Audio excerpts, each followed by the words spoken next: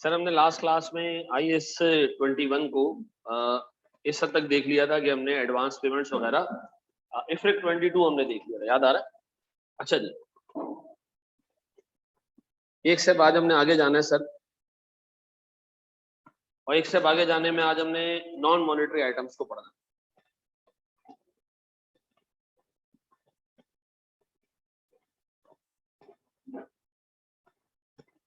देखिए non monetary items,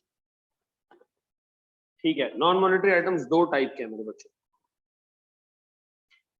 एक non monetary items हैं जो कैरी होते हैं कॉस्ट पे, ठीक है जी, इस पे कैरी होते हैं कॉस्ट पे। मैं उसको उर्दू जुबान में लिख रहा हूं, नीड नो रीमेजरमेंट, ऐसा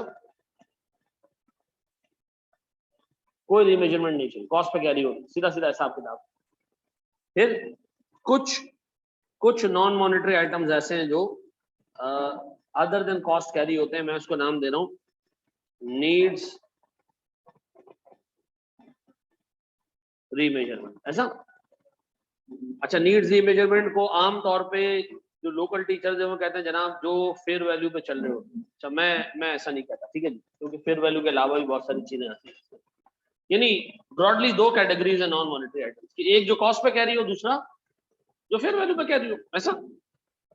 और सुनना दोस्त, जो नॉन मॉनेटरी आइटम कॉस्ट पे कैरी होते हैं, एक दफा अगर रिकॉर्ड हो गए तो फिर उसके बाद उनको कभी भी हम फॉरेन करेंसी के लिए रीमेजर नहीं करते, कभी भी उनको तंग नहीं करते, ऐसा।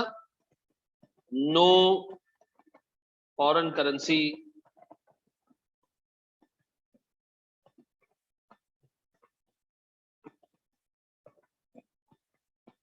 Remeasurement required. एक दफा रिकॉर्ड तो रिकॉर्ड खत्म, फिर उसके बाद कुछ भी आपने नहीं करना। इसकी मिसाल क्या होगी, इसकी मिसाल क्या होगी सर?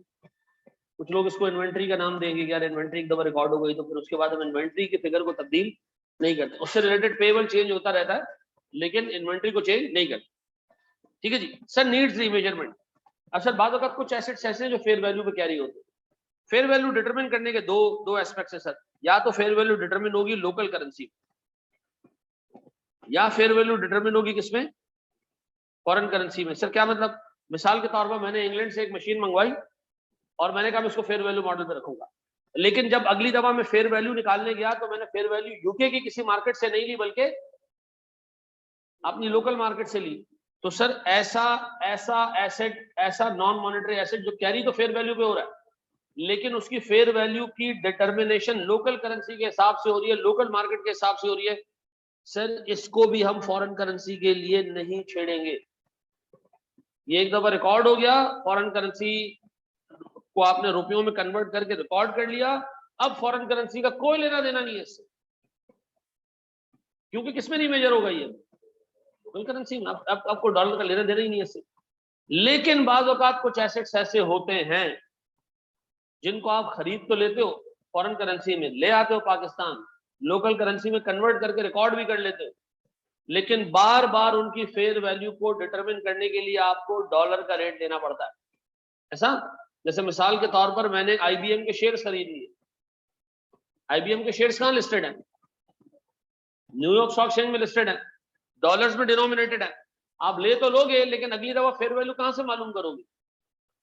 कि हर साल के एंड में हम अपनी इन्वेस्टमेंट को रीमेजर करते हैं, नहीं, हम सबको पता है ना। जो मैं किसी कंपनी के शेयर खरीदूं वो मेरे लिए फाइनेंशियल एसेट है, IFRS 9 में आएगा, ऐसा। ऐसे ही है ना भाई, तो गलत बात तो नहीं कर रहा ना मैं। IFRS 9 में आएगा, IFRS 9 में आएगा तो हम उसको क्या करेंगे, हर रिपोर्टिंग डेट पे रीवैल्यू करेंगे। जब रीवैल्यू करने जाओगे IBM के शेयर्स की फेयर वैल्यू तुम्हें कहां से मिलेगी? न्यूयॉर्क से मिलेगी, न्यूयॉर्क स्टॉक एक्सचेंज मिलेगी, वो डॉलर में होगी या रुपयों में होगी। इसका मतलब है सर कुछ फाइनेंशियल, कुछ एसेट्स ऐसे हैं, कुछ नॉन मॉनेटरी आइटम्स ऐसे हैं जो रीमेजर होंगे किसमें, जो उनकी फेयर वैल्यू रीमेजर होगी किसमें, फॉरेन करेंसी में। सर फिर यहाँ पर आपको फॉरेन करेंसी की अकाउंटिंग ट्रीटमेंट भी करनी है। इसका मतलब सर मेरे पास 3 किस्म के नॉन मॉनेटरी एसेट्स। नंबर 1 जो कॉस्ट पे कैरी होते हैं, इनको आपने कुछ भी नहीं करना, एक दफा रिकॉर्ड कर लिया उसके बाद कुछ भी नहीं करना। फिर कुछ एसेट्स ऐसे हैं जो फेयर वैल्यू पे रीमेजर होते हैं, फेयर वैल्यू पे कैरी होते हैं, इनकी फेयर वैल्यू डिटरमिन किस करेंसी में होती है, लोकल में, तो फिर आप एक दफा रिकॉर्ड करने के बाद इसको इग्नोर करो। अगर फॉरेन करेंसी में डिटरमिन होती है तो फिर आप इसकी फॉरेन करेंसी की अकाउंटिंग ट्रीटमेंट करोगे। ऐसा है, एक एग्जांपल के थ्रू मैं इसको एक्सप्लेन करूंगा, अच्छे तरीके से नोट करना। क्या मॉनेटरी आइटम को हर रिपोर्टिंग डेट पे रीमेजर करना है फॉरेन करेंसी के लिए, मॉनेटरी को? हाँ, मॉनेटरी में क्या क्या आता है? सारे रिसीवेबल, सारे पेएबल जो कैश में सेटल हो, और फॉरेन करेंसी का cash excel. Non monetary items अगर कॉस्ट पे कैरी हो रहे हैं तो कुछ नहीं करेंगे, फेयर वैल्यू पे कैरी हो रहे हैं और वो फेयर वैल्यू लोकल करेंसी में डिटरमिन होती है, कुछ नहीं करेंगे। लेकिन अगर ऐसा एसेट है जो फेयर वैल्यू पे कैरी हो रहा है, फेयर वैल्यू डिटरमिन होती है किस पे? फॉरेन करेंसी में। सर इसके लिए फिर हमें फॉरेन करेंसी की अकाउंटिंग करना पड़ेगी। कैसे करेंगे? दोबारा व्हाट इफ के पीपी फेयर वैल्यू पे कैरी होता हो, फेयर वैल्यू मॉडल पे जाता हो, तो क्या उसकी रीमेजरमेंट के लिए हम फॉरेन करेंसी को कंसीडर करेंगे? हाँ, अगर उस पीपी की फेयर वैल्यू किस करेंसी में डिटरमिन हो रही है? फॉरेन करेंसी में डिटरमिन। जैसा ये बात समझ आती है? अच्छा जी, आइए जरा एक छोटे से एग्जांपल के थ्रू इसको एक्सप्लेन करता हूं मैं, और तो मुझे एक बात बताओ सर, मैंने खरीदी इन्वेंट्री। क्या खरीदी? इन्वेंट्री। मैंने इन्वेंट्री खरीदी $20,000 की, $20,000 की मैंने इन्वेंट्री खरीदी। उस दिन डॉलर का रेट 80 रुपए था। कितना हो गया जी? 1.6 मिलियन। और मैंने कैश क्रेडिट कर दिया 1.6 मिलियन। कल डॉलर का रेट 80 से 90 हो गया, क्या करूं? इन्वेंट्री को रीमेजर करूं, बढ़ाऊं? नहीं। क्यों? क्योंकि इन्वेंट्री कैरी होती है किसके ऊपर? कॉस्ट मॉडल पे कैरी होती है, तो मुझे कुछ भी करने की जरूरत नहीं है। नॉन मॉनेटरी आइटम है इन्वेंट्री, कॉस्ट पे कैरी होती है, आपको कुछ भी करने की जरूरत नहीं है। वंस इट इज रिकॉर्डेड, इसको चेंज नहीं करना। ठीक है जी। अब सुनो जनाब, व्हाट इफ के मेरे पास मौजूद हो एक शेयर, गौर से सुनना मेरे बच्चों बहुत अच्छे तरीके से। मैंने ओजीडीसी का, ओजीडीसी बहुत कल कंपनी है, और कुछ सोचो, फेसबुक का,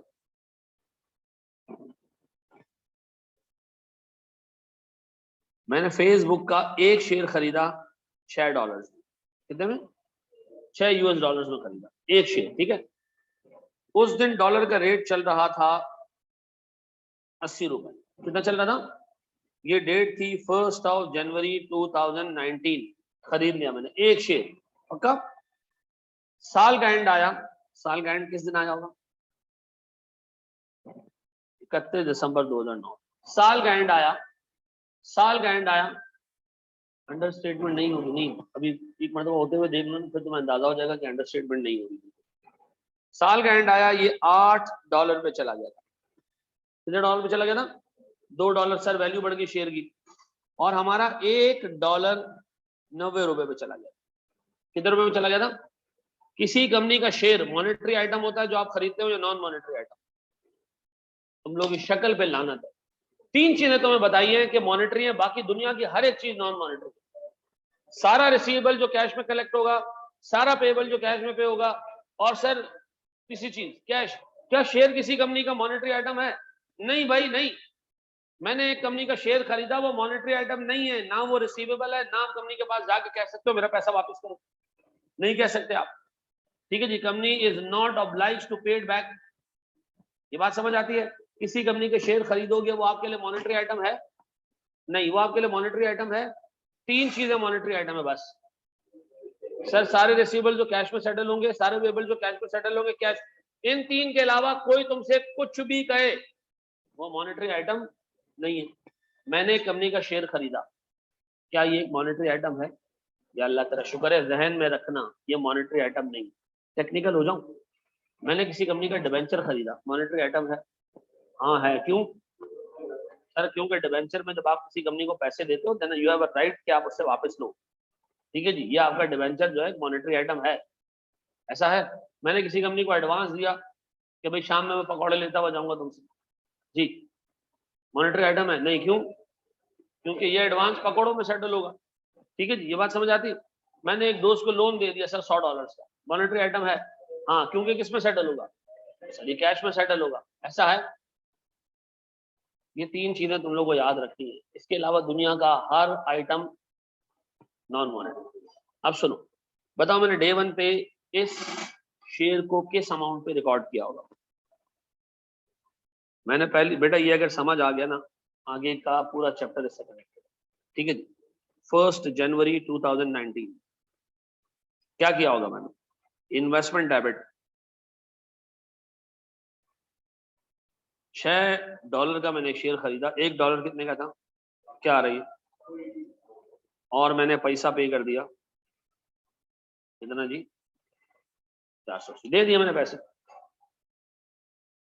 साल का एंड आ गया, साल का एंड आ गया, अब मुझे क्या करना है, इसको रीमेजर करना रीमेजर, हाँ हाँ लाजमी है, IFRS 9 का एसेट है, फेयर वैल्यू पे कैरी होता है। मुझे बताओ शेयर जब हम खरीदते हैं किस किस कैटेगरी में डाल सकते हैं, फेयर वैल्यू थ्रू PNL और फेयर वैल्यू थ्रू OCI, यही है ना। अमोर्टाइज कॉस्ट पे डालते हैं तो क्या होता है? याद रखना शेयर्स कभी भी अमोर्टाइज कॉस्ट पे, शेयर किस पे जाता है जल्दी वापस बताओ, fair value through PNL, fair value through, दोनों में पहला वर्ड क्या है, इसका मतलब है सर किसी भी कंपनी के शेयर खरीदोगे उसको लाजमी लाजमी लाजमी लाजमी लाजमी साल के एंड पे क्या करना है, रीमेजर करना है, फॉरेन करेंसी किसके लिए, फेयर वैल्यू के लिए, ऐसा। अब बताओ $6 का था, अब $8 का हो गया, सर बताओ $8 का हो गया शेयर, पहले कितने का था, तो मुझे इसको रीमेजर करना है। बहुत आसान होता अगर हम डॉलर में अकाउंटिंग कर रहे होते, बहुत आसान होता अगर हम किस में अकाउंटिंग कर रहे होते, $2 से सर इन्वेस्टमेंट बढ़ा देते, लेकिन मसला ये कि अब डॉलर भी बढ़े और, अब सुनना जरा दोस्त, मुझे बताओ फेयर वैल्यू का गेन कितना है, $2 से, करेंसी का रेट भी इंक्रीज हुआ है, 80 रुपए का $1 अब कितने का हो चुका है, 90 रुपए का। गौर से देखना, मुझे बताओ सर मेरी इन्वेस्टमेंट डे 1 पे कितने की थी, 480, अब कितने की है, 720, कितने का इंक्रीज आया, 200। इस 240 के इंक्रीज के दो हिस्से हैं, एक आया है due to fair value change, कैसे फेयर वैल्यू चेंज आया, वेरी गुड सर, और दूसरा चेंज आया किसकी वजह से, सर एक्सचेंज गेन की वजह से, 80 रुपए का डॉलर कितने का हो गया, 90 रुपए का हो गया है, तो मुझे अब इन दोनों गेन्स को सोचना है कि मैं रिकॉर्ड करूं या ना करूं। स्टैंडर्ड कहता है अगर non monetary item fair value पे कैरी होता है, नॉन मॉनेटरी आइटम किस पे कैरी होता है, फेयर वैल्यू पे कैरी होता है, तो जहां उसकी फेयर वैल्यू का गेन जा रहा है वहीं एक्सचेंज गेन भी डाल, जहां उसके फेयर वैल्यू का गेन जा रहा है वहीं उसका, मिसाल के तौर पर अगर ये investment at fair value through PNL है, तो इसका फेयर वैल्यू का गेन आमतौर पे कहां जाता है, PNL में जाता है, तो उसका एक्सचेंज गेन भी कहां डाल देना, PNL में डाल देना। अगर ये हो फेयर वैल्यू थ्रू OCI, तो फेयर वैल्यू कहां जाएगी, फेयर वैल्यू का चेंज कहां जाएगा, OCI में, तो एक्सचेंज गेन को भी कहां डाल दोगे, OCI में, ऐसा है। अब बताओ मॉनेटरी आइटम हो, अगर मॉनेटरी आइटम हो उसका एक्सचेंज गेन कहां जाता है, अनकंडीशनली PNL में, कहां पर, किसका किसका एक्सचेंज गेन PNL में जाता है, मॉनेटरी आइटम का। नॉन मॉनेटरी आइटम अगर फेयर वैल्यू पे कैरी हो रहे हो और फेयर वैल्यू फॉरेन करेंसी में डिटरमिन हो रही हो, तो फेयर वैल्यू का गेन जहां जाएगा एक्सचेंज गेन भी वहीं जाएगा। मुझे बताएं फेयर वैल्यू थ्रू PNL मेरे पास इन्वेस्टमेंट्स मौजूद है, शेयर्स मौजूद हैं, शेयर्स मौजूद हैं fair value through PNL, fair value का गेन कहां जाएगा, PNL में जाएगा, एक्सचेंज गेन कहां जाएगा, मेरे पास सर शेयर्स मौजूद हैं eight fair value through OCI, fair value का गेन कहां जाएगा, OCI में, एक्सचेंज गेन भी कहां जाएगा। अब मुझे एक बात बताओ ये 240 पे कितने गेन शामिल, दोनों, ये दोनों OCI में जाएंगे, ऐसे ही है ना। अगर मैं eight fair value through OCI इसको ट्रीट करूं तो ये दोनों गेन्स कहां जाएंगे, अगर मैं इसको eight fair value through PNL treat करूं दोनों गेन्स कहां जाएंगे, दोनों PNL में जाएंगे, ऐसा। तो क्या इसको बाइफरकेट करने की जरूरत रहती है, आपके एग्जाम में बाइफरकेट नहीं करना, ठीक है जी। ये 240 रुपए उठाने और एक एंट्री पास करनी है, क्या चीज, इन्वेस्टमेंट डेबिट कितने से 240, OCI क्रेडिट कितने से 240, पक्का। लेकिन सर जब आप जाओगे प्रैक्टिकल लाइफ में, जब आप जाओगे प्रैक्टिकल लाइफ में, या आपका एग्जामिनर थोड़ा सा तेज हो, वो कहे कि इसको बाइफरकेट करो, तो क्या करो, हैं? अब्दुल बासित बिल्कुल हेड फॉर ट्रेडिंग होगा तो PNL में जाएगा। यार अब्दुल बासित तुम ARTT से ही, ये भी पिछला IFRS 9 तुमने आकाश से ही पढ़ा या किसी और से पढ़ा है, सिर्फ मैं जानना चाह रहा हूँ ताकि मैं फिर उसके हिसाब से चीजें देख सकूं। आकाश से पढ़ा है तो हेल्प फॉर ट्रेडिंग का वर्ड आकाश इस्तेमाल करता है क्या, तो देखो भाई हेल्प फॉर ट्रेडिंग नाम की अब कोई चीज नहीं, ठीक है, हेल्प फॉर ट्रेडिंग एक बिजनेस मॉडल है, कैटेगरी नहीं है। ठीक है जी। हेल्ड फॉर ट्रेडिंग एक बिजनेस मॉडल है, कैटेगरी नहीं है। कैटेगरी क्या है? Eight fair value through PNL, at fair value through OCI और अमोर्टाइज्ड कॉस्ट। बिजनेस मॉडल आपका होल्ड टू कलेक्ट हो सकता है, होल्ड टू सेल हो सकता है, ठीक है जी।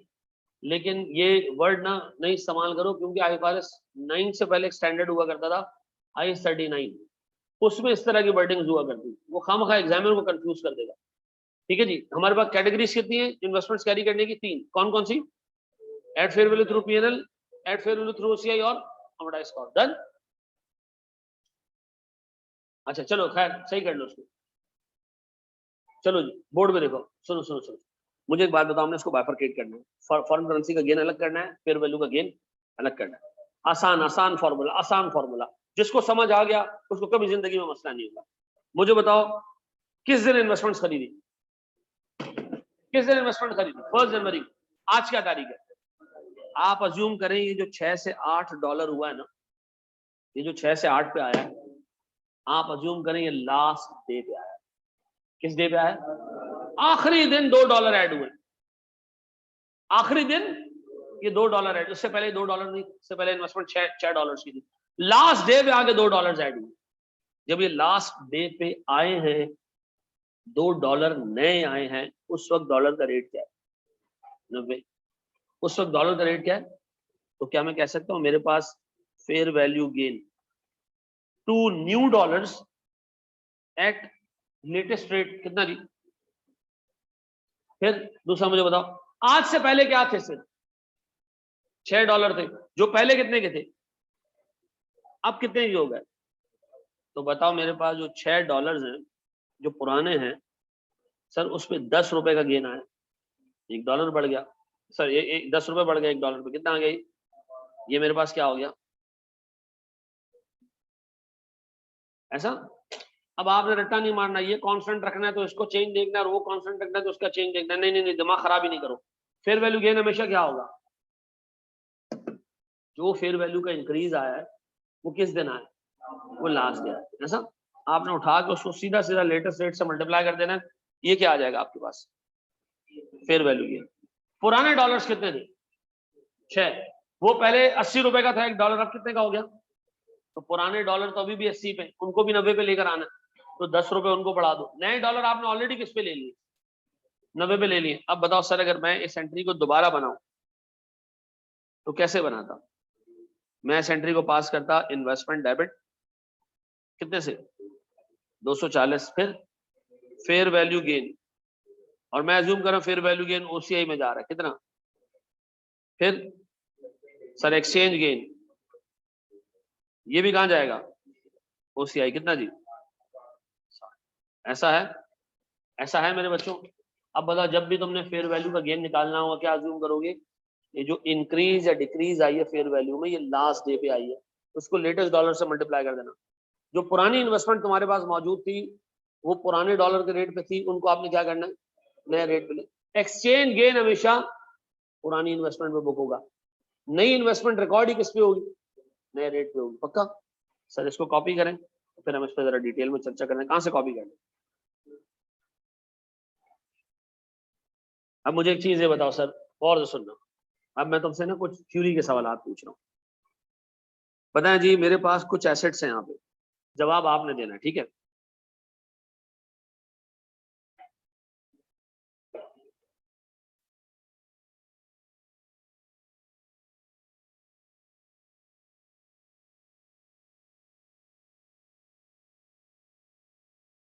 सुनिएगा दोस्त।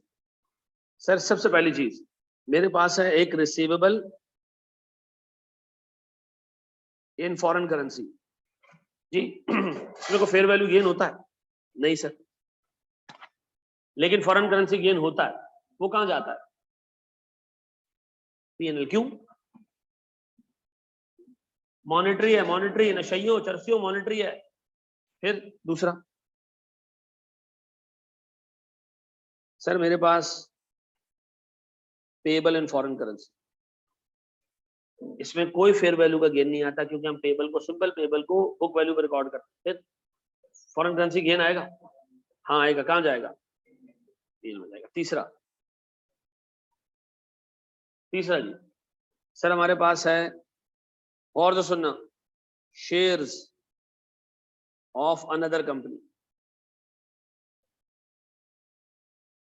Shares of another company carry हो रहे हैं eight fair value through OCI. इसका फेयर वैल्यू का गेन कहां जाएगा? इसका फॉरेन करेंसी का गेन कहां जाएगा? क्यों? रीजन नॉन मॉनेटरी आइटम है सर, रीजन ये सिंपल। और फेयर वैल्यू पे कैरी हो रहा है, वो फेयर वैल्यू फॉरेन करेंसी में डिटरमिन हो रही है। फेयर वैल्यू थ्रू पीएनएल, जी फेयर वैल्यू का गेन पीएनएल, एक्सचेंज गेन, पक्का? अच्छा जी, फिर गौर से देखना, ट्विस्ट आ रहा है गेम में। सर मेरे पास डिबेंचर्स मौजूद है, किसी कंपनी के मैंने डिबेंचर्स खरीदे, तो डिबेंचर जब आप खरीदते हो तो आपके लिए तो इन्वेस्टमेंट है। किस कैटेगरी में जा सकता है वो? अमोर्टाइज कॉस्ट और फेयर वैल्यू थ्रू ओसीआई और फेयर वैल्यू थ्रू पीएनएल, पक्का? बताओ किसी कंपनी के मैं डिबेंचर्स खरीदूं, वो मॉनेटरी आइटम है या नहीं? 41वीं दफा बता रहा हूं, आप किसी कंपनी के डिबेंचर्स खरीदते हो, उस कंपनी से आप एक वादा लेते हो कि 4 साल बाद 5 साल बाद मेरे पैसे मुझे आपने वापस देने हैं, ठीक है जी। अगर आप किसी कंपनी के डिबेंचर्स खरीदते हो तो इसमें इफेक्टिवली एक राइट टू रिसीव कैश का एलिमेंट है, ठीक है जी। किसी को उधार दे दो या किसी के डिबेंचर खरीद लो, बात एक ही, ऐसा? अब बताओ सर, मैंने किसी कंपनी के डिबेंचर्स खरीदे, इसका मतलब है मैंने उसको पैसे दिए, मैंने कहा भाई 5 साल बाद वापस कर देना, तो ये क्या टेक्निकली डिबेंचर एक ऐसा रिसीवेबल है जो कैश में सेटल होगा? हाँ। कितनी कैटेगरीज में आ सकता है? 3 में। अमोर्टाइज्ड कॉस्ट पे भी आ सकता है, फेयर वैल्यू थ्रू ओसीआई पे भी आ सकता है, फेयर वैल्यू थ्रू, तीनों कैटेगरीज में आ सकता है। मेरा पहला सवाल तुमसे, अगर ये मॉनेटरी है, पहले वाला बताओ, अमोर्टाइज्ड कॉस्ट का फेयर वैल्यू का गेन कहां जाएगा? सर निकालते ही नहीं हम, लेकिन इसका एक्सचेंज गेन निकलता है, वो कहां जाएगा? पीएनएल। क्यों? मॉनेटरी है। Eight fair value through OCI पे मैंने डिबेंचर रख दिया। अब बता जी, फेयर वैल्यू का गेन लेकिन exchange gain, very good sir. Urdu जुबान में क्या डिबेंचर एक मॉनेटरी आइटम है? जब तुमने डिसाइड कर लिया मॉनेटरी आइटम है ना, फिर उसका एक्सचेंज गेन सिर्फ पीएनएल में जा सकता है और कहीं नहीं जा सकता। डन? क्या डिबेंचर जो किसी कंपनी का आपने खरीदा मॉनेटरी आइटम है? Yes sir. अब वो किसी भी कैटेगरी में चला जाए, आपने उसका फॉरेन करेंसी का गेन कहां रिकॉर्ड कर दिया? पीएनएल में रिकॉर्ड करना, पक्का? मुझे बताओ fair value through PNL, sir ये भी पीएनएल और, अच्छा ये जो पीएनएल में जा रहा है ये वाला गेन, ये इस वजह से जा रहा है क्योंकि फेयर वैल्यू का गेन पीएनएल में गया? नहीं सर, इसलिए जा रहा है पीएनएल में कि ये मॉनेटरी आइटम है, ऐसा? आप सुनो सुनो सुनो सुनो अच्छे तरीके से सुनो, 5वीं चीज मैं आपके सामने रख रहा हूं। अब ये सारों पे ना हमने एग्जांपल्स करनी है, ठीक है? बताओ मेरे पास प्रॉपर्टी प्लांट एंड इक्विपमेंट है, कॉस्ट मॉडल पे जी,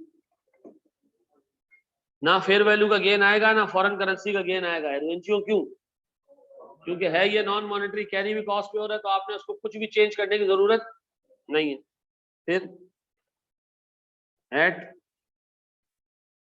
रिवैल्यूएशन मॉडल, हाँ जी बताओ फेयर वैल्यू का गेन, रिवैल्यूएशन मॉडल में चल रहे हैं हम, रिवैल्यूएशन मॉडल में चल रहे हैं, बताओ जी। ओसीआई में, very good. Fair value OCI में जाती है ना, रिवैल्यूएशन मॉडल में, तुम लोगों ने पढ़ लिया ना फेयर वैल्यू। अब बताओ इसका एक्सचेंज गेन और लॉस, ये भी ओसीआई में जाएगा। रीजन नॉन मॉनेटरी आइटम है, जहां फेयर वैल्यू का गेन जाएगा एक्सचेंज गेन भी जाएगा। मॉनेटरी आइटम का एक्सचेंज गेन कहां जाता है? Unconditionally PNL. नॉन मॉनेटरी का अगर फेयर वैल्यू पे कैरी हो रहा है तो फेयर वैल्यू का गेन जहां जा रहा है वहीं एक्सचेंज गेन भी जाएगा, ऐसा? मेरे प्यारे बच्चों, छठा इन्वेंट्री। अच्छा, इन्वेंट्री में होता ही कॉस्ट मॉडल और कोई मॉडल नहीं, ऐसा? अब बताओ जी, ना ये ना ये, ऐसा है मेरे बच्चों? ये चार्ट अगर जहन में ना, इससे बाहर तुम्हारा एग्जामिनर नहीं जा सकता, क्योंकि तुम्हारे कोर्स में जो स्टैंडर्ड्स हैं वो ये। यहाँ एक और भी ले लो, इन्वेस्टमेंट प्रॉपर्टी किस पे कैरी होती है? कॉस्ट मॉडल पे भी कैरी होती है। और अब बताओ क्या करें? अगर इन्वेस्टमेंट प्रॉपर्टी कॉस्ट मॉडल पे चल रही है तो ना तो फेयर वैल्यू गेन ना तो चेंज गेन। अगर इन्वेस्टमेंट प्रॉपर्टी चल रही है किसके ऊपर, फेयर वैल्यू मॉडल के ऊपर, तो सर ये वाला गेन भी पीएनएल में और ये वाला गेन भी पीएनएल में। पक्का ये याद रहेगा। बड़े एक स्टेप हम आगे। सर ये पूरा टेबल कॉपी कर लो, ये टेबल तुम्हारे पास एक गाइडिंग प्रिंसिपल होगा, इससे आगे तुम्हारा एग्जामिनर नहीं जाएगा। अब इन्हीं पे तुमने अकाउंटिंग ट्रीटमेंट सीखनी है, ठीक है।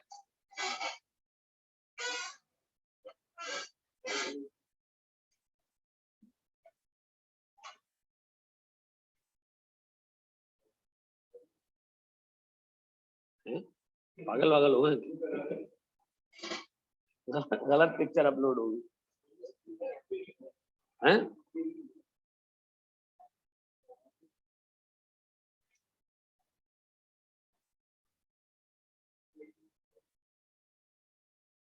आई क्या अपने का रिजल्ट अनाउंस कर दिया क्या?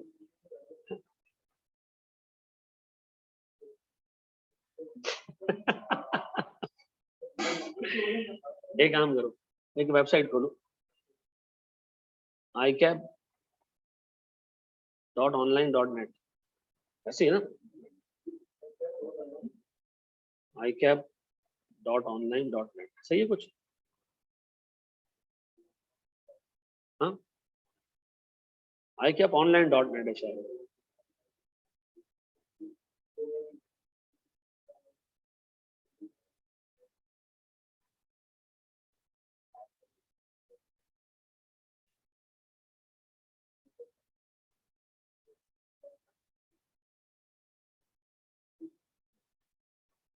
icap.online.net है ना, जिस पे रिजल्ट्स आता है।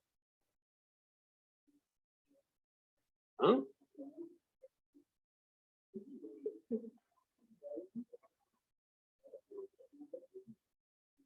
हाँ वो बंद कर दिया शायद।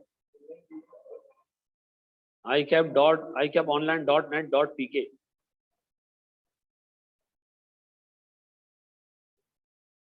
मनुष्य तुम लोगों को वेबसाइट ही नहीं पता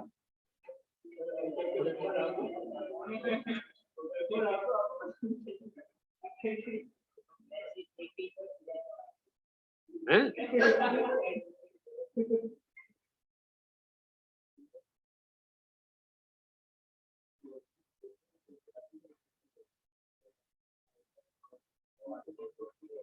नहीं नहीं, org.pk में कुछ भी नहीं।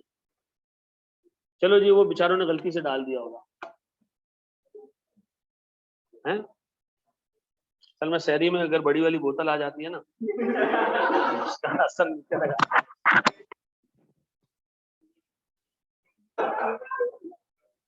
नफल छोड़ के हमने सज्जा किया अल्लाह को, हमने कहा अल्लाह तेरा लाख लाख शुक्र, इतना जबरदस्त हिसाब किताब हो गया, ठीक है ना। वो असल में मेरा रिजल्ट थोड़ा सा ज्यादा इमोशनल इसलिए हो गया कि उससे कुछ 6-8 महीने पहले मेरी वालदा का इंतकाल हुआ था, तो वो देख नहीं पाई मुझे क्वालिफाई होते, तो वो एक अजीब सा हिसाब किताब था। खैर फिर उसके बाद जिंदगी यहाँ तक आ गई। मुझे आज भी याद है, मैंने सारी डेट्स अपने पास एक उसमें लिखी हुई है। 3 अप्रैल 2002 को मैंने सीए में एडमिशन लिया, 3 अप्रैल 2002, ठीक है ना।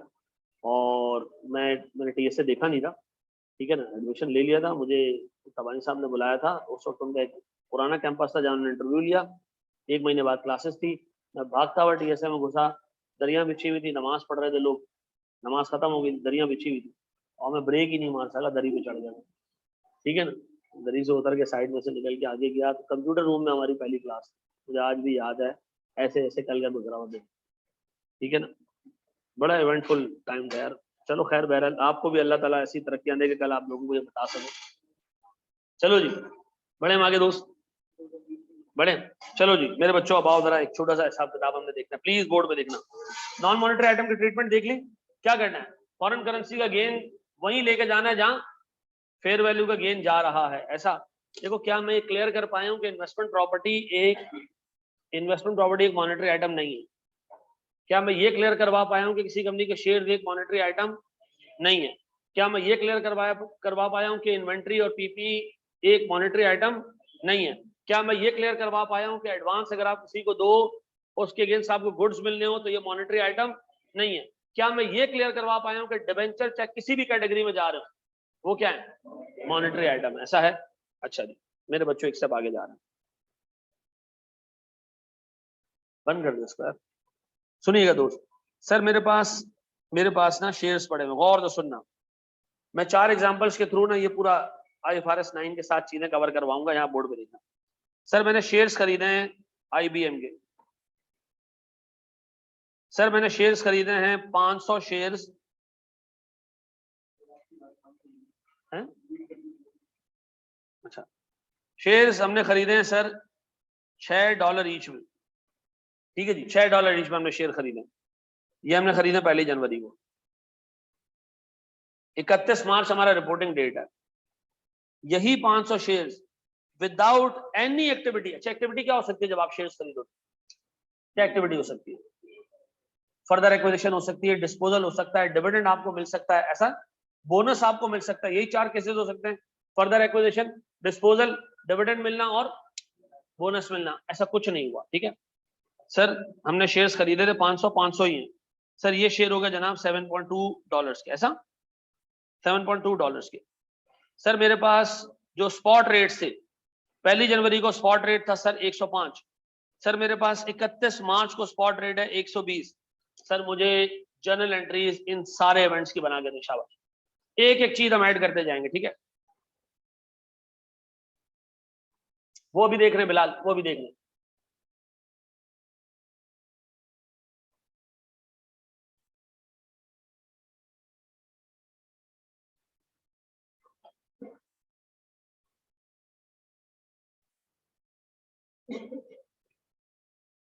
हेलो, हाँ हाँ जा रहा हूँ।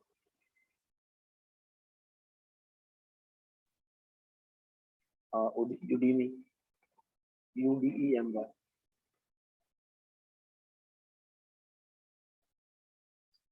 हाँ जी हो गया, कर लिया। बताओ सबसे पहला काम हमने क्या किया होगा?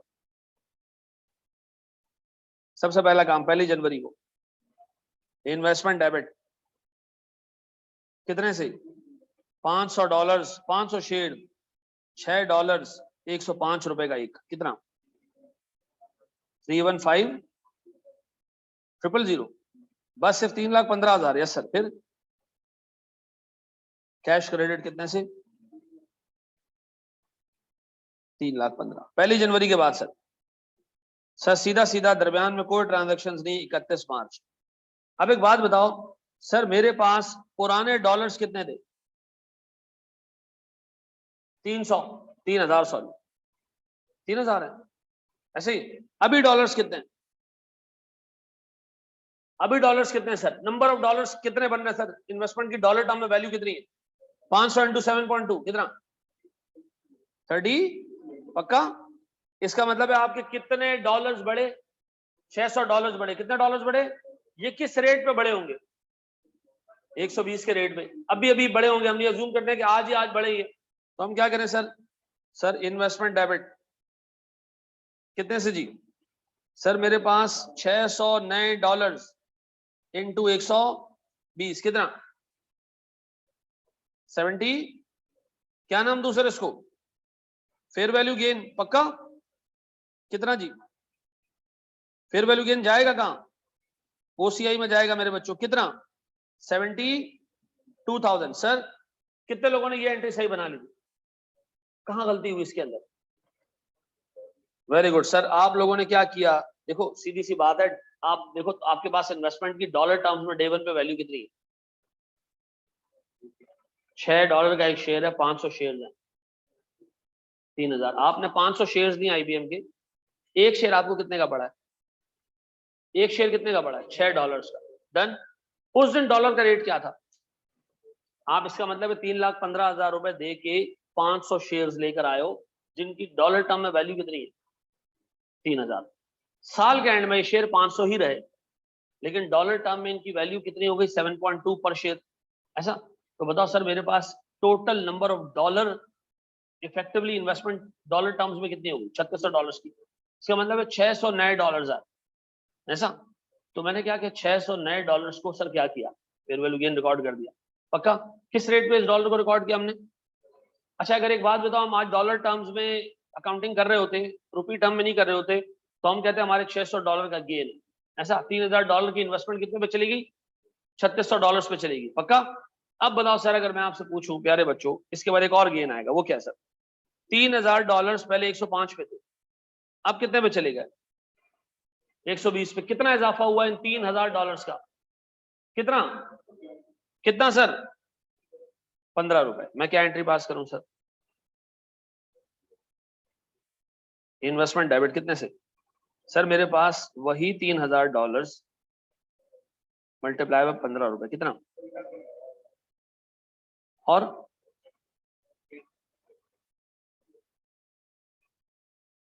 सर अगर आप ये दोनों एग्जाम में मिला के बना दें, एक सिंगल नंबर आपका नहीं कटेगा। कैसे बनाना है? बड़ा आसान है। 3000 इंटू 105 कितना होता है? 3,15,000। आप बताओ साल के एंड पे हमारी इन्वेस्टमेंट कितनी होगी? 3600 इंटू 120 कितना? 432,000। कितना इंक्रीज है? कितना? 1,17,000। 1,17,000 एक साथ ही डाल देते OCI में, ये दो अलग गेन बुक करने की जरूरत नहीं पड़ती ऐसा। हाँ हाँ एक, लेकिन मैं फिर एक बात बता दूं, किसी अटेम्प्ट में एग्जामिनर का फिरकी घूमेगी, वो कहेगा भाई गेन एंट्री बना दी ना, 2 मार्क्स की 3 मार्क्स की और एंट्री है, इसमें इस गेन में एक्सचेंज गेन और वो बाइफरकेट करो, तो वो तुम्हें बाइफरकेट करना आना चाहिए। डन? पक्का जी? बढ़े हम आगे, इवेंट ऐड करते जाएं उसमें हैं। अब ऐसा सवाल दूंगा, कर लोगे? चलो जी।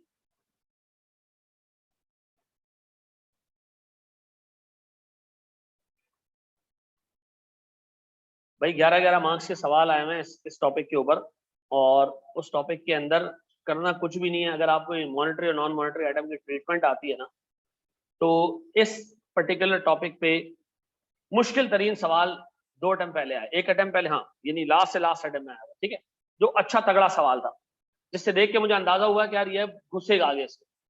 लास्ट अटेम्प्ट का IFRS 9 का सवाल आप उठा के देखो, मैं चैलेंज कर सकता हूं कि किसी के अब्बा ने भी वो सवाल नहीं कराया होगा। इसके बच्चे का IQ बहुत अच्छा हो, दिमाग अच्छा चलता हो, वो पिक कर गया होगा, अदरवाइज किसी के अच्छे भी पिक नहीं कर सकते। सवाल पूछा गया था उससे, शेयर ऑफ अनदर कंपनी कहां जाना चाहिए? फाइनेंशियल एसेट है, किस स्टैंडर्ड में आता है? नहीं आता। अगर आपके पास 20% से ज्यादा होल्डिंग हो गई ना, 20 या 20% से ज्यादा, तो IFRS 9 के एम्बेड से वो बाहर निकल जाता है। फिर वो डील होता है IAS 28 में, वो होता है इन्वेस्टमेंट इन एसोसिएट, यानी किसी कंपनी का 20% शेयर खरीद लो तो वो क्या बन जाती है आपकी? एसोसिएट। इन्वेस्टमेंट इन एसोसिएट की ट्रीटमेंट IFRS 9 में नहीं है, उसकी इक्विटी अकाउंटिंग करना पड़ती है। लास्ट टाइम उससे सवाल पूछा कि हमने किसी कंपनी के शेयर्स खरीदे, 15% शेयर्स थे, हमने गलती से उसको क्या ट्रीट कर लिया? एसोसिएट ट्रीट कर लिया, और हमने उसकी कौन सी अकाउंटिंग कर दी? इक्विटी अकाउंटिंग कर दी। अब एक काम करो, जरा उसको रिवर्स करो, 15% शेयर्स कहां आने चाहिए? IFRS 9 में आने चाहिए। ऐसा तो उन्होंने कहा इसको रिवर्स करो। अब यार हमने तो अकाउंटिंग में IFRS 9 में सिर्फ सीधी सीधी एंट्री सीखी, खरीदा, फिर वैल्यू ऊपर गई, फिर वैल्यू नीचे गई, बच्चा मर गया, ठीक है जी। इसके अलावा अब वो सवाल जिस तरीके के पूछ रहा है ना, तो थोड़ा सा यार तुम लोगों को एफर्ट करनी पड़ेगी, थोड़ा सा अपने एंड से चीजें क्रिस्टल क्लियर करके जानी, ठीक है जी, ताकि वो 2-3 स्टैंडर्ड मिला के भी पूछे तो तुम्हें चीजों का आइडिया हो। पक्का? बड़े हम एक स्टेप आगे। कौन सी वॉइस? हाँ जी। अब बड़े मुझे एक बात बताओ, डिविडेंड अगर किसी शेयर से मिलता है वो हमारी इनकम होती है, डिविडेंड कहाँ जाती है? डिविडेंड पीएनएल में जाता है ना भाई, एट फेयर वैल्यू। कोई और ट्रीटमेंट तो नहीं है ना ध्यान में? अगर मैंने सर एक शेयर खरीदा हुआ eight fair value through OCI है, उससे डिविडेंड मिला तो डिविडेंड इनकम कहाँ जाएगी? पीएनएल में। Eight fair value through PNL हो मेरे पास शेयर्स, अगर मुझे डिविडेंड इनकम मिलती है, डिविडेंड इनकम कहाँ जाती है? पीएनएल में। मेरे पास सर अमोर्टाइज कॉस्ट पे एक डिवेंचर पड़ा है, इंटरेस्ट इनकम मिलती है, कहाँ जाती है? पीएनएल में। मेरे पास सर डिवेंचर पड़ा हुआ eight fair value through OCI, उस पे अगर मुझे सर इंटरेस्ट मिलता है, कहाँ जाता है? पीएनएल में। डिविडेंड और इंटरेस्ट ये दो ऐसी चीजें, चाहे आपकी इन्वेस्टमेंट किसी भी कैटेगरी में हो, ये दोनों कहाँ जाएंगे? पीएनएल में जाएंगे। ऐसा है, किस दिन के रेट पे इसको रिकॉर्ड करना चाहिए? अगर वो फॉरेन करेंसी में, जिस दिन डिविडेंड मिला है उस दिन का रेट ले लो, खत्म। ऐसा? अब आओ जरा दोस्त, शुरू हो जाओ। यहाँ पे छोटा सवाल डाल रहा हूँ, खुदा के वास्ते इसको रिलीजियसली अटेम्प्ट करो, ठीक है ना। मैं फिर एक बात बता दूं, उससे लास्ट टाइम IFRS 9 को IAS 28 से कनेक्ट किया था, वो इस दफा उठा के IFRS 9 को IAS 21 से कनेक्ट कर देगा। ठीक है जी, मुश्किलात में इजाफा हो जाएगा। ठीक है, आए जरा दोस्त, OCI में कौन कौन सी चीजें आती हैं? ये तो बेटा लिस्ट है, 24 चीजें। ठीक है जी, बोर्ड में देखो क्वेश्चन। सर मुझे बताएं, मैंने 500 शेयर्स खरीदे, एक शेयर $6 का था, आसान रखता हूं आपके लिए एग्जांपल। एक शेयर $6 का था सर, $6 में $1 की वैल्यू शुरू में 80 रुपए थी। अभी ये मेरे पास कौन सा था? 1 जनवरी। गौर से सुनना सर, मेरे पास सर फिर आया जनाब 18 फेब को, सर मुझे डिविडेंड मिला। गौर से सुनना, डिविडेंड मिला। डिविडेंड किस में मिला होगा? शेयर्स में मिला होगा या डॉलर्स में मिला होगा? आप पाकिस्तान में शेयर खरीदते हो, डिविडेंड किस में मिलता है? शेयर्स की फॉर्म में मिलता है या कैश की फॉर्म में? सर कैश की फॉर्म में। जो शेयर की फॉर्म में मिलता है उसको हम बोनस कहते हैं, लेकिन मैं इस वक्त बात कर रहा हूं किसकी? कैश डिविडेंड की। आपने किस करेंसी में शेयर खरीदे? तो जो डिविडेंड मिलेगा वो भी किस में मिलेगा? सर मुझे डिविडेंड मिला $200। ऐसा किस तारीख को? 18 तारीख को। 31 मार्च को, गौर से सुनना, 31 मार्च को मेरे नंबर ऑफ शेयर्स क्या हो जाएंगे? बढ़ जाएंगे, कम हो जाएंगे? बढ़ जाएंगे, कम हो जाएंगे? तो नहीं रहेंगे ना मनुष्यों। डिविडेंड देने से शेयर्स कम तो नहीं होते। मैं एक बहुत बड़ी अजम्पशन लेके चल रहा हूं कि आपको IFRS 9 याद है, और मुझे लग रहा है कद्दू भी याद नहीं है, भूल गए हो सब। नंबर ऑफ शेयर बढ़ जाएंगे ना डिविडेंड मिलने से, हैं? हमने मुर्गियां पाली, अंडे जाके गिनती के अंडे निकले, अब 2 मुर्गियां कम हो गई, ऐसा तो नहीं होगा ना? अच्छा जी, अब बताएं सर, हमारा एक शेयर जो है वो $7.2 का हो गया। सर इस दिन रेट था 85, इस दिन रेट था 92। जनरल एंट्री चाहिए, शाबाश। हाँ जी, बड़े बताओ क्या किया होगा हमने? पहले डॉलर वैल्यू निकालो, डॉलर टर्म में वैल्यू निकालो, कितनी? $3000। यहां डॉलर टर्म में वैल्यू निकालो, कितनी? $3600। ऐसा निकाले डॉलर टर्म में वैल्यू। सबसे पहली एंट्री इन्वेस्टमेंट डेबिट, कितने से? सर 3000 इंटू 80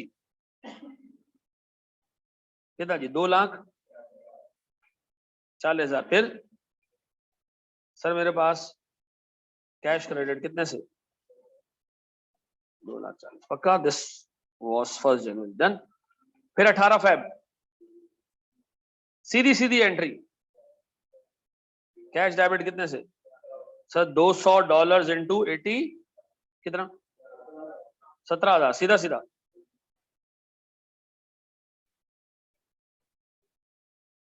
और कहां पर? Eight fair value through OCI की इन्वेस्टमेंट हो तो डिविडेंड इनकम कहां जाती है? वेरी गुड सर, PL में जाती है। चाहे दुनिया इधर की उधर हो जाए, डिविडेंड इनकम हर कैटेगरी कहां जाएगी? फिर सर 18 फेब के बाद सर मेरे पास 31 मार्च, क्या करूं? इन्वेस्टमेंट कितने से?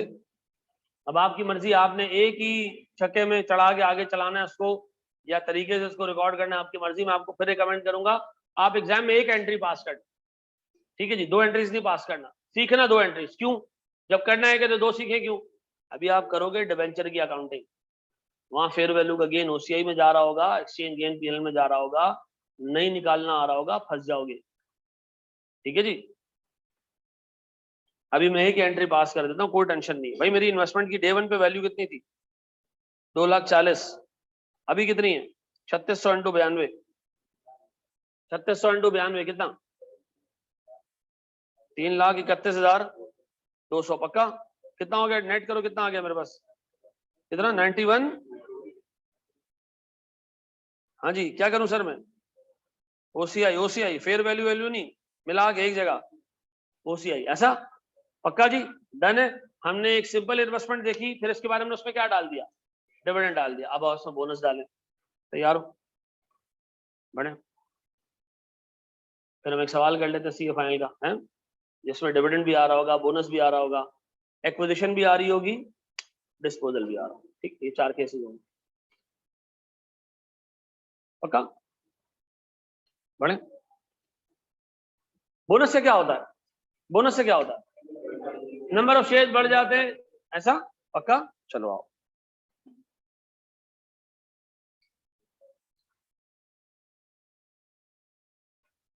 $500 शेयर्स, $8 वाले, 6 को 8 कर दो ना, कोई मसला तो नहीं होगा ना? बहुत इंपॉर्टेंट सर, रेट हमारे पास है 80 रुपए पर शेयर, ठीक है जी सर। पहली 80 रुपए पर डॉलर, सॉरी। 1 जनवरी, 18 फेब को 50 शेयर्स का बोनस आया। कितने का? 50 शेयर्स का। उस दिन डॉलर चल रहा था 86 में। 31 मार्च क्वार्टर एंड आ गया, हमारे नंबर ऑफ शेयर्स हो गए 500। एक शेयर हमारे पास चल रहा था 7.5 यूएस डॉलर्स का। रेट है हमारे पास 92 या 93। मेरा एक सवाल है, जिस दिन आपको बोनस मिलती है आप क्या एंट्री पास करते हो? कोई भी नहीं, क्यों? मैं एक एग्जांपल देता हूं, सुनो। मैं एक छोटी सी एग्जांपल देता हूं और सुनो। ये हमारे पास एक पतीला है जिसमें खाना पड़ा हुआ है, ठीक है जी। ये हमारे पास 3 प्लेट हैं, ठीक है जी। ये सारा देगड़े से खाना निकालो, 3 प्लेटों में आ जाएगा, ऐसा ऐसा सर। हर एक शेयर होल्डर के हाथ में एक प्लेट है, कंपनी के अंदर जितना खाना है 3 प्लेटों में डाल दोगे, बढ़ जाएगा पूरा पूरा, ऐसा। अब एक बात बताओ, आपने कहा भाई हर बंदे के पास, जिसके पास एक प्लेट है, उससे एक प्लेट लेके उसको 2 प्लेटें दी जा रही, लेकिन ये छोटी वाली प्लेट है, छोटी वाली प्लेट है, छोटी वाली प्लेटें आ गई, बड़ी वाली चली गई, इससे जो कंपनी के अंदर खाना पड़ा हुआ था ये डबल हो गया? नहीं, ये तो उतना ही है, ये तो उतना ही है। अब एक बात बताओ सर, इस कंपनी का अगर खाना इस प्लेट में जा रहा था, इन 2 में चला जाएगा वो? इस प्लेट में जहां जा रहा था इन 2 में आ जाएगा, इसमें जा रहा था इन 2 में आ जाएगा।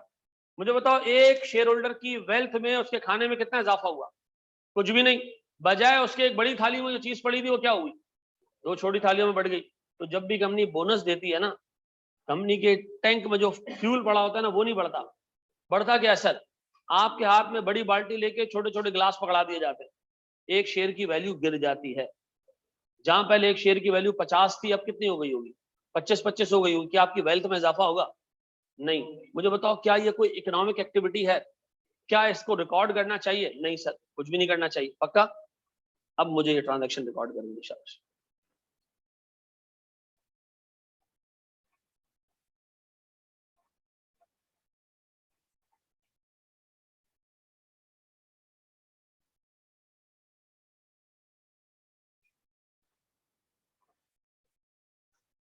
जी हो गया।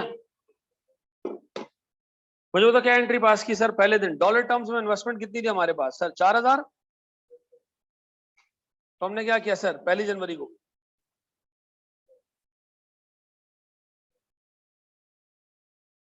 इन्वेस्टमेंट डेबिट कितने से? 500 इंटू 8 इंटू 80 कितना? और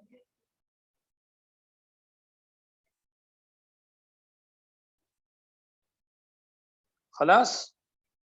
18 फरवरी, नो एंट्री, पक्का सर। फिर हमारे पास 31 मार्च, कितना जी? 550 इंटू $7.5 जी, कितने?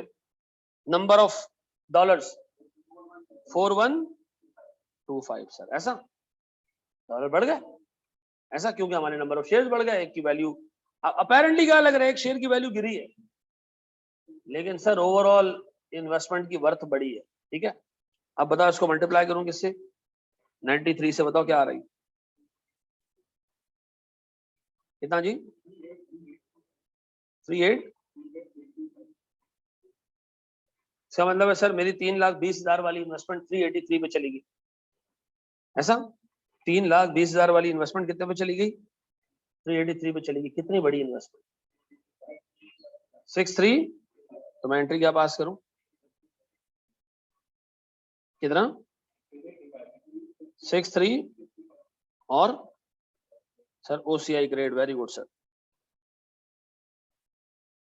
पक्का? बताओ आज के दिन में मैंने आपको क्या चीजें पढ़ाई। सबसे पहली चीज मैंने आपको कहा जी, नॉन मॉनेटरी आइटम को जो हम कहते थे ना कि हम मुंह नहीं लगाएंगे, ऐसा नहीं है। नॉन मॉनेटरी आइटम में हम अगर कॉस्ट पे कैरी हो रहा है, नॉन मॉनेटरी आइटम हम मुंह नहीं लगाएंगे, सही बात है। नॉन मॉनेटरी आइटम जो फेयर वैल्यू पे कैरी हो रहा है और फेयर वैल्यू लोकल करेंसी में डिटरमिन हो रही है, हम उसको भी मुंह नहीं लगाएंगे। सर अगर नॉन मॉनेटरी आइटम ऐसा है जो फॉरेन करेंसी में रीवैल्यू हो रहा है, उसको हम मुंह लगाएंगे सर। उसका एक्सचेंज गेन वहीं जाएगा जहां उसका फेयर वैल्यू गेन जा रहा है, ऐसा। फिर हमने डिस्कस किया किस चीज को, कि हमारे पास अगर रिसीवेबल है फॉरेन करेंसी में, इट्स अ मॉनेटरी आइटम, इसकी फेयर वैल्यू का गेन नहीं है, लेकिन इसमें पीएनएल का गेन जरूर है। सर पेबल हमारे पास, ये भी एक मॉनेटरी आइटम है, ये भी फेयर वैल्यू पे कैरी नहीं होता, लेकिन चूंकि मॉनेटरी आइटम है, एक्सचेंज गेन कैलकुलेट करना है, सर हमने उसका गेन पीएनएल में डालना है। किसी कंपनी का शेयर खरीदो, एक नॉन मॉनेटरी आइटम है, अगर वो फेयर वैल्यू थ्रू OCI में, तो फेयर वैल्यू का गेन भी OCI में, एक्सचेंज गेन भी OCI में। अगर वो फेयर वैल्यू थ्रू पीएनएल है, फेयर वैल्यू का गेन भी पीएनएल में, एक्सचेंज गेन भी पीएनएल में। डिबेंचर खरीदूं, debenture is a monetary item, ऐसा। डिबेंचर का एक्सचेंज गेन हमेशा पीएनएल में जाएगा, नो मैटर उसकी क्लासिफिकेशन कुछ भी हो। अगर अमोर्टाइज कॉस्ट है, फेयर वैल्यू तो रीमेजर नहीं होगी, एक्सचेंज गेन के लिए रीमेजर होगा। सर मेरे पास at fair value through OCI है, फेयर वैल्यू का गेन OCI में, एक्सचेंज गेन पीएनएल में। फेयर वैल्यू का गेन OCI में, एक्सचेंज गेन, ये याद रखना, यहाँ आपको बाइफरकेट करना पड़ेगा, ठीक है जी। फेयर वैल्यू का गेन अलग करना पड़ेगा, एक्सचेंज गेन अलग करना पड़ेगा। फिर eight fair value through PNL में, ये दोनों पीएनएल में जा रहे हैं, यहाँ अलग नहीं करना, तो यहाँ पे कंबाइन एंट्री पास कर सकते हैं, डन। फिर पीपी रिवैल्यूएशन मॉडल पे चलेगा, तो सर रिवैल्यूएशन का इंपैक्ट OCI में जाएगा, एक्सचेंज गेन का इंपैक्ट भी कहाँ जाएगा, OCI में जाएगा। इन्वेंट्री को हम मुंह भी नहीं लगाते सर। इन्वेस्टमेंट प्रॉपर्टी अगर फेयर वैल्यू मॉडल पे चल रही है, तो एक्सचेंज गेन पीएनएल में इसलिए जाएगा क्योंकि फेयर वैल्यू का गेन कहाँ जा रहा है, पीएनएल में जा रहा है, ऐसा। फिर हमने सर ये हिसाब किताब देखा। फिर मुझे एक बात बताओ, गौर से सुनना, एक बात बताओ, अगर इस सवाल में आपको बाइफरकेट करना पड़ जाता एक्सचेंज गेन और उसको, तो हम क्या करते हैं, हम कहते हैं हमें नए डॉलर मिले कितने, 125, इसको हम मल्टीप्लाई करते हैं 93 से, और $4000 80 से उठा के 93 पे ले आते 13 रुपए के हिसाब से। तो जरा मल्टीप्लाई करो 4000 को 13 से, ये मेरे पास आ जाता सर एक्सचेंज गेन, और 125 नए डॉलर्स आए, मल्टीप्लाई करता किससे में, 11, ये दोनों मिला के कितने हो गए, ऐसा। पक्का जी, देख लोगे हिसाब किताब। थैंक यू वेरी मच यार, कल हम अपनी क्लास रखेंगे।